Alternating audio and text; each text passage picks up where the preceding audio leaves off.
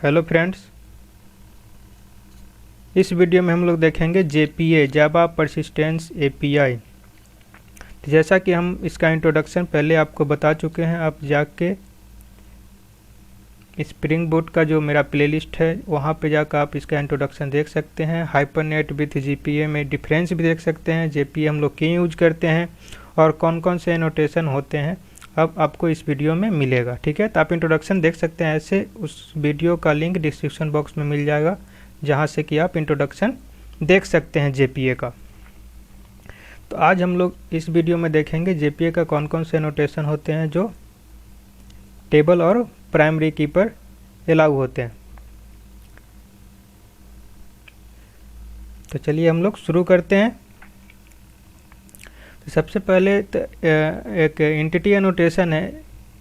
The entity annotation specified that the class is an entity and is mapped to a database table.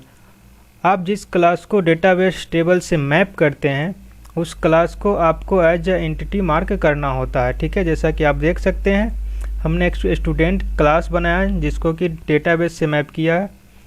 उस class को हमने क्या किया, as a entity mark कर दिए। ठीक है, तो आप जिस भी क्लास को आप डेटाबेस से मैप करते हैं उस क्लास को आपको एंटिटी डिफाइन करना पड़ेगा। उसके बाद आते हैं सेकंड पॉइंट। हाँ, आप टेबल पर देखते हैं तो टेबल नेम बाय डिफ़ॉल्ट, यहाँ पर चलते हैं। बाय डिफ़ॉल्ट अगर आप टेबल नेम नहीं देते हैं तो जिस नेम से अगर क्लास नेम होता है उस नेम से ही आपका डेटाबेस में टेबल क्रिएट हो जाता है। अगर कोई टेबल अगर पहले से नहीं है तब जो आपका नाम है क्लास का उस नाम से आपका टेबल क्रिएट हो जाता है। अगर पहले से अगर कोई टेबल बना हुआ है, ठीक है, और उसमें अगर जो आपने यहाँ पर कॉलम प्रोवाइड किया है, आपने बनाया है जो कॉलम नेम, अगर सेम कॉलम नेम अगर पहले से जो डेटाबेस में टेबल बना हुआ है इस नाम से, स्टूडेंट नाम से, अगर सेम कॉलम नेम मैच करता है पहले वाले टेबल से तो उसको ओवरराइट कर देगा। ठीक है, अदरवाइज पहले से मान लीजिए कि अगर कोई स्टूडेंट टेबल बना हुआ है और हमने जो यहाँ पर चार जो यहाँ पर हमने लिए हैं कॉलम नेम, अगर इसमें से कुछ कॉलम नेम डिफरेंट हो तो क्या करेगा, कॉलम नेम को ऐड कर देगा। जैसे कि हमने आईडी लिया है, एस नेम लिया है और एड्रेस और ईमेल। मान लीजिए एज और सैलरी अगर पहले से अगर उस टेबल में अगर है स्टूडेंट टेबल में तो पहले वाला भी रहेगा और न्यू वाला भी उसमें ऐड कर देगा। ठीक है, तो इसे हम रन करा के आपको दिखा देते हैं। अभी पहले हम देख लेते हैं डेटाबेस में कि डेटाबेस में अभी हमारे पास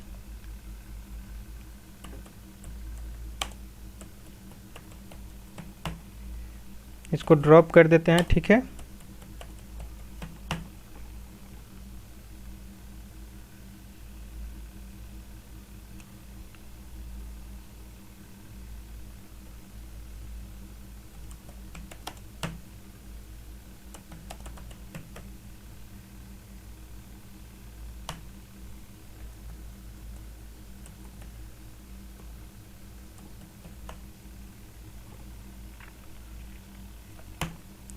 आप देख सकते हैं कोई टेबल नहीं है। ठीक है, स्टूडेंट का नाम से तभी कौन नाम से बनेगा, क्योंकि हमने तो टेबल नेम दिया नहीं है तो क्या करेगा, बाय डिफ़ॉल्ट क्लास नेम से बना देगा। तो चलिए हम लोग रन कराते हैं इसे।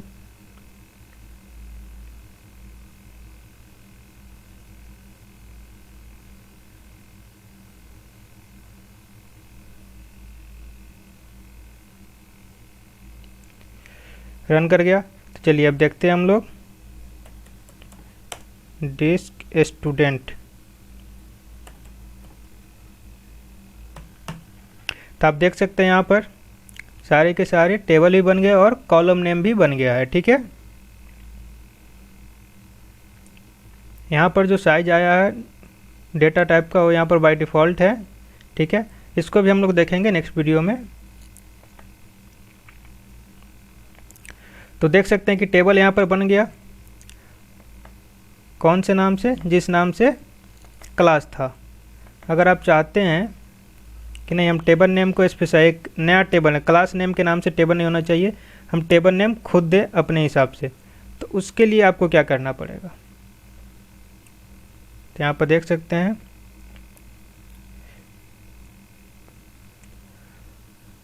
टेबल नेम के लिए क्या है, टेबल एनोटेशन है। तो चलिए हम लोग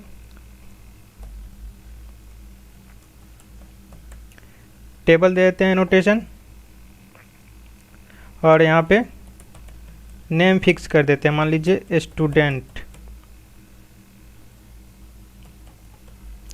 स्टूडेंट रिकॉर्ड हमने कर दिया। तो अब जो टेबल नेम बनेगा वो स्टूडेंट नाम से नहीं बनेगा, ठीक है, क्योंकि हमने यहाँ पर टेबल का नाम स्पेसिफाई कर दिया है ऊपर। तो हमने इसको डिलीट नहीं किया है, चलिए हम इसको ड्रॉप कर देते हैं, ठीक है। चलिए इसको एग्जीक्यूट कराते हैं फिर दोबारा।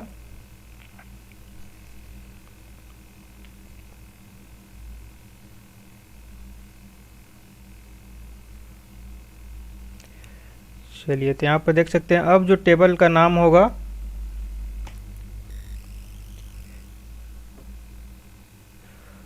वो कौन से नाम से होगा,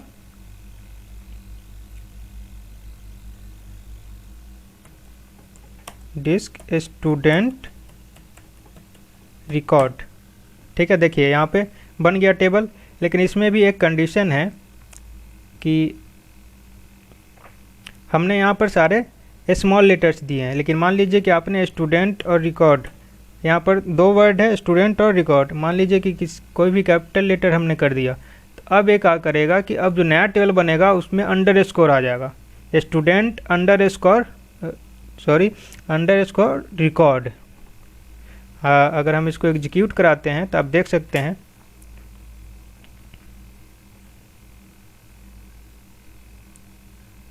अब एक नया टेबल क्रिएट कर देगा। पहले भी स्टूडेंट रिकॉर्ड था, अभी भी स्टूडेंट रिकॉर्ड है, लेकिन हमने क्या किया, एक लेटर को कैपिटल कर दिया, तो क्या करेगा उसके बीच में अंडर स्कोर लगा देगा। तो आप देख सकते हैं student underscore record, same to same है, ठीक है। तो हमने टेबल का नाम हमने देख लिया कि कैसे टेबल का नाम स्पेसिफाई कर सकते हैं। उसके बाद आ जाते हैं हम लोग JPA table unique constant. We can add table constant with @table annotation. Here table adds unique constant. मान लीजिए आपको किसी भी कॉलम का या मल्टीपल कॉलम का आपको एज यूनिक बनाना है, ठीक है। तो उसके लिए आपको क्या है, यहाँ पर देख सकते हैं यूनिक कांस्टेंट, ठीक है। यहाँ पर नोटेशन लगाएंगे क्या चीज़, यूनिक कांस्टेंट। हमने इसको कॉपी कर लिया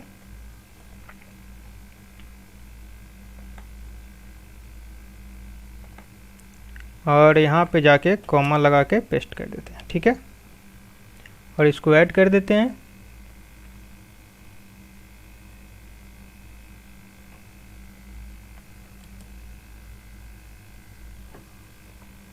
तो यहाँ पर हमने किस कॉलम पे लगाया, एस नेम पे, ठीक है। एस नेम जो होना चाहिए वो यूनिक होना चाहिए, या फिर ईमेल पे आप लगा सकते हैं, क्योंकि ईमेल डुप्लीकेट नहीं हो सकता है। तो हमने ईमेल पे लगा दिया कि ईमेल जो होना चाहिए सो यूनिक होना चाहिए। चलिए इसे एग्जीक्यूट कराते हैं।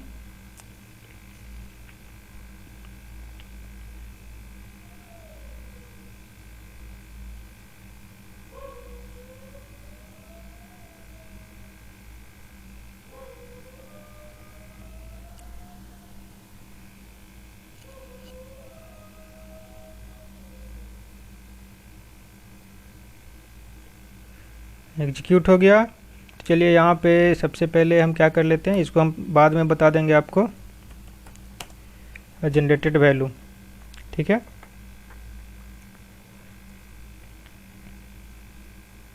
तो हमने यूनिक की किस पे लगाया था, ईमेल पे। तो चलिए अब देखते हैं यहाँ से हम लोग राम कुमार पटना एंड ram101@gmail.com और हमने सेव कर दिया। तो यहाँ पे आ गया। उसके बाद मान लीजिए कि हमने डाल दिया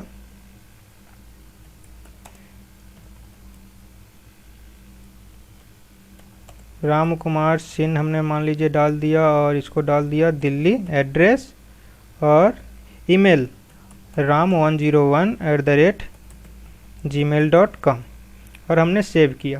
तो क्या किया है, एरर थ्रो कर दिया है, क्योंकि जो है सो यहाँ पे ram0101 जो है और डुप्लीकेट हो जा रहा है। मान लीजिए कि हमने यहाँ पर 102 कर दिया हमने ईमेल में और सेव कर दिया, तो अब क्या हुआ, सेव हो गया। ठीक है,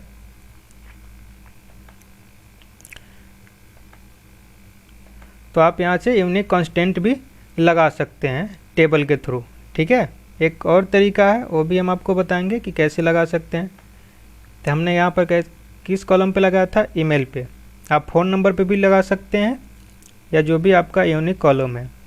उसके बाद थर्ड है, हम लोग चलते हैं अब प्राइमरी की पे। ठीक है, JPA ID annotation. The ID annotation from JPA is for making a Java field as the database table primary key column. आप अगर JPA यूज करते हैं तो आप किसी भी एक कॉलम को आपको एज अ प्राइमरी की असाइन करना पड़ेगा। जैसे कि हमने यहाँ पर एज ID पे हमने प्राइमरी की लगाया, तो आपको जिस कॉलम पे लगाना है उसके जस्ट ऊपर आपको जो है सो @ID आपको एनोटेशन यूज करना पड़ेगा। मान लीजिए कि हमने अगर एड्रेस पर लगाना है तो हम लोग एड्रेस के ऊपर ID लगा देंगे। ठीक है, तो आपको प्राइमरी की आपको बनाना पड़ेगा। ठीक है, मिनिमम एक कॉलम को।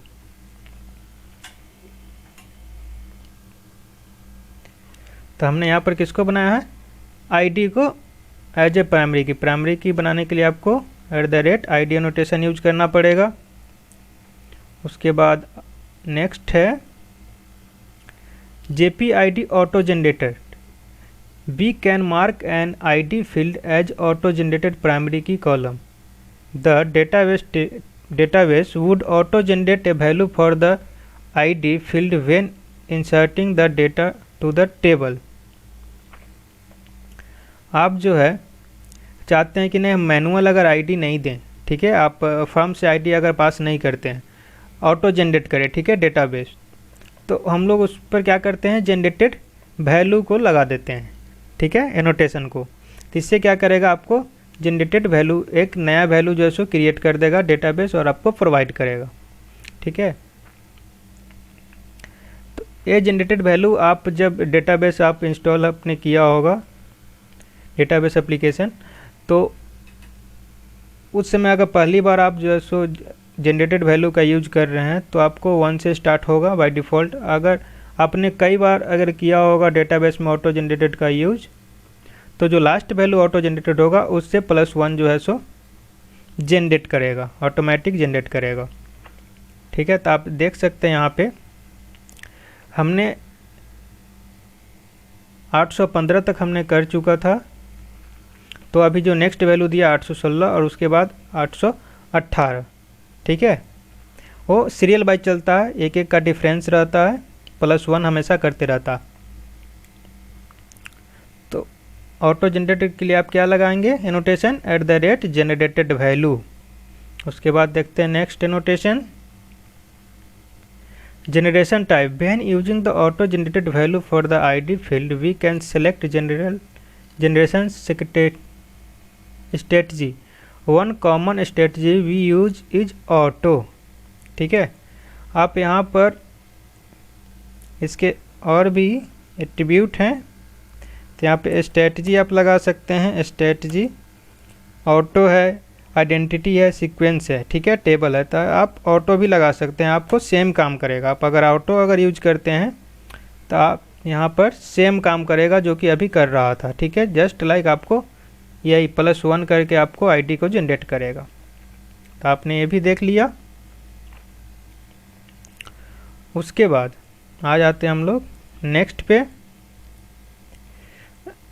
Sequence generator. सीक्वेंस जनरेटर क्या करता है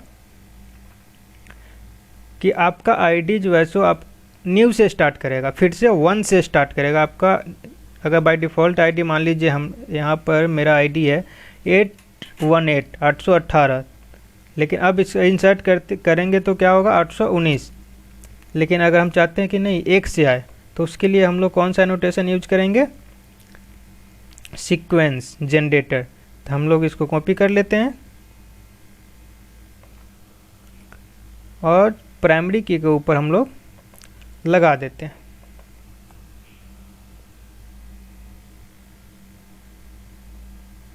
ठीक है, और इसको रिमूव कर देते हैं, चूँकि ऑटो जनरेट तो हमको करना नहीं है।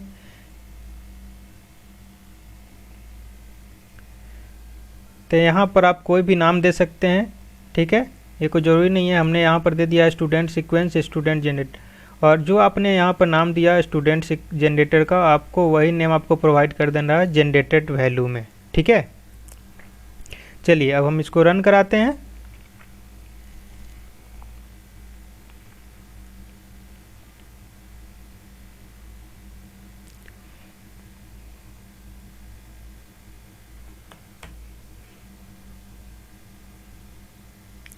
तो यहाँ पर मान लीजिए पूजा कुमारी रांची 99@gmail.com, और हमने सेव कर दिया। तब देख सकते हैं अब जो आईडी जनरेट करेगा कितना से करेगा, 1 से करेगा। मान लीजिए हमने दे दिया ज्योति कुमारी एड्रेस पुणे एंड जीमेल ज्योति102@gmail.com, और हमने सेव कर दिया। तब देख सकते हैं अब क्या कर रहा, सीरियल वाइज 1 से जनरेट कर रहा है आईडी को। ठीक है, तो किसके थ्रू हुआ, सीक्वेंस जनरेटर का यूज करके। तो हम लोगों ने इस वीडियो में क्या क्या देखा,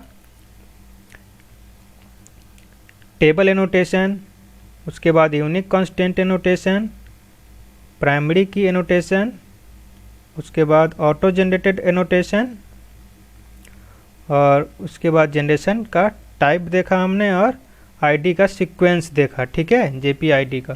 तो इस वीडियो में इतना ही। नेक्स्ट वीडियो में हम लोग देखेंगे जेपीए का कॉलम पर जो जो एनोटेशन हम लोग यूज करेंगे सारे के सारे हम लोग देखेंगे। ठीक है, तो इस वीडियो में इतना ही। देखिए नेक्स्ट वीडियो।